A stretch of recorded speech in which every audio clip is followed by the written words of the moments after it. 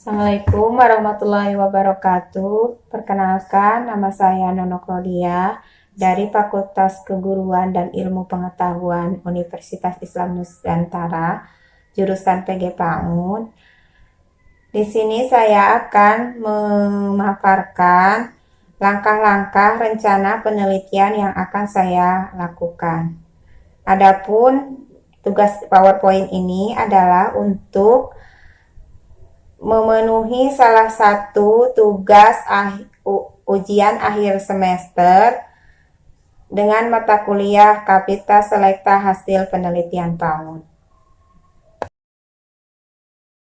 Judul penelitian yang akan saya gunakan adalah pengaruh ketersediaan sarana dan prasarana terhadap efektivitas pembelajaran.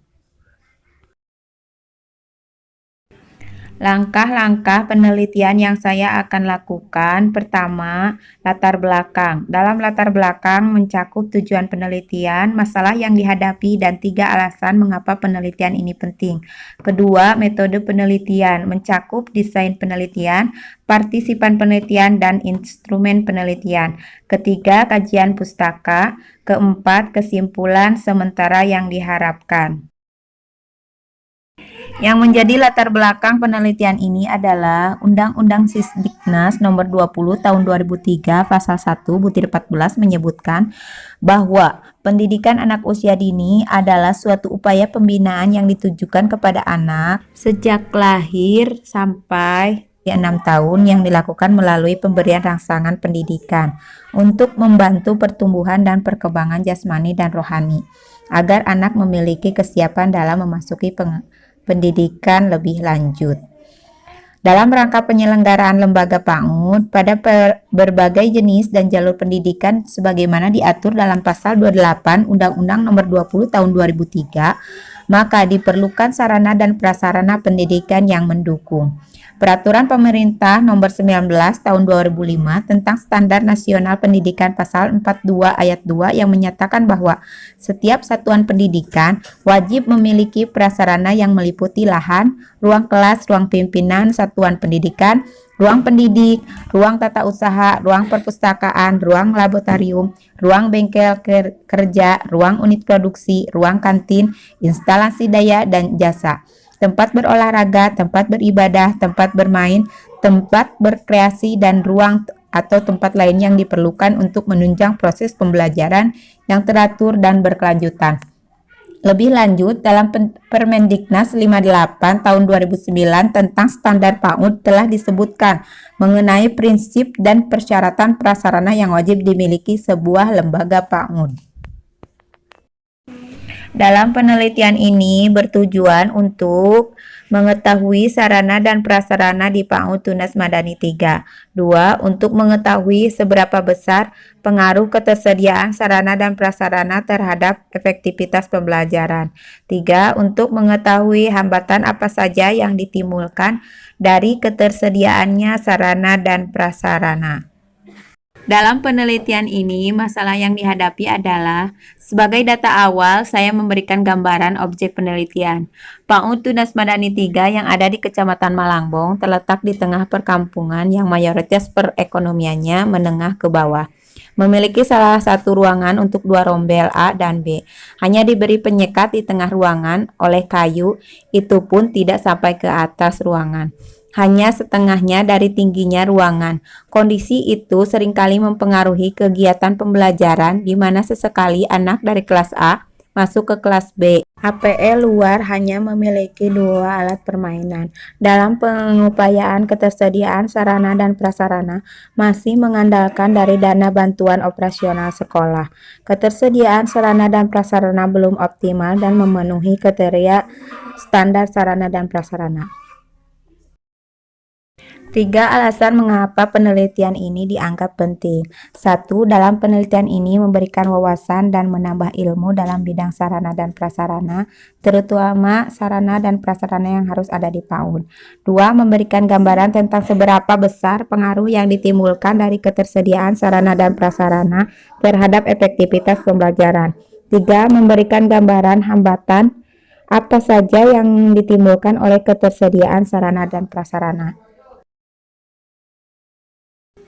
Metode penelitian. Metode yang penulis gunakan dalam penelitian ini yaitu metode deskriptif kualitatif. Metode deskriptif menurut Nazir yaitu metode deskriptif adalah suatu metode dalam penelitian status kelompok manusia atau objek, suatu set kondisi, suatu sistem pemikiran ataupun suatu kelas peristiwa pada masa sekarang. Tujuan dari penelitian deskriptif adalah untuk membuat deskriptif gambaran atau fenomena yang diselidiki. Menurut Sugiono, penelitian kualitatif adalah penelitian yang digunakan untuk meneliti pada kondisi objek yang ilmiah, di mana peneliti adalah sebagai instrumen kunci. Partisipan penelitian. Adapun dalam penelitian ini yang menjadi partisipan adalah kepala sekolah beserta guru yang ada di PAUD Tunas Madani 3. Instrumen penelitian. Sarana kategori sarana PAUD. Subkategori perabot kelas dan alat permainan. Indikator keberadaan perabot kelas, kondisi perabot kelas, keberadaan permainan di dalam dan di luar kelas, kondisi alat permainan. Kategori prasarana PAUD. Subkategori bangunan sekolah. Indikator keberadaan lahan sekolah, keberadaan bangunan sekolah, kondisi lahan dan kondisi bangunan sekolah.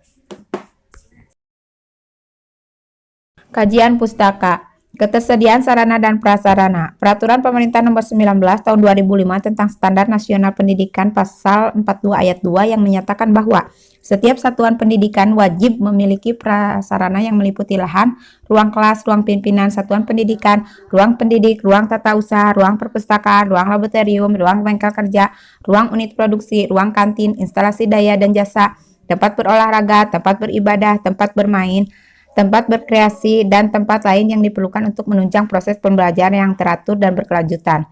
Lebih lanjut, dalam Permendiknas 58 tahun 2009 tentang standar PAUD telah disebutkan mengenai prinsip dan persyaratan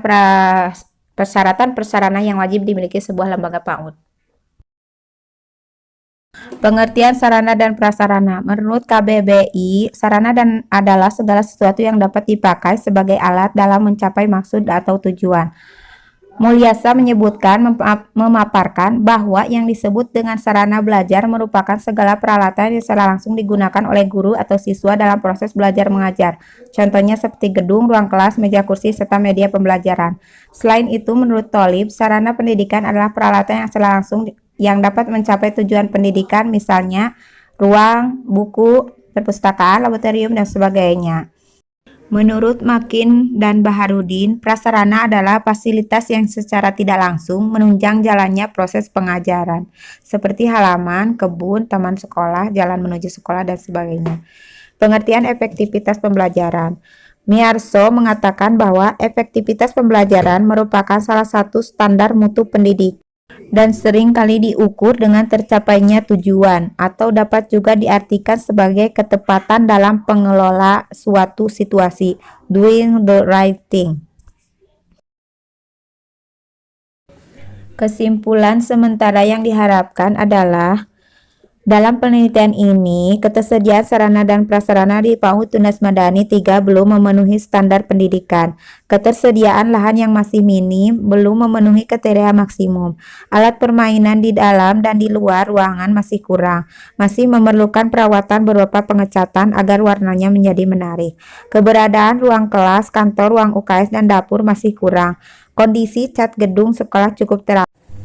Demikian langkah-langkah pemaparan rencana langkah-langkah penelitian yang akan saya lakukan. Mohon maaf bila masih ada kekurangan. Wassalamualaikum warahmatullahi wabarakatuh.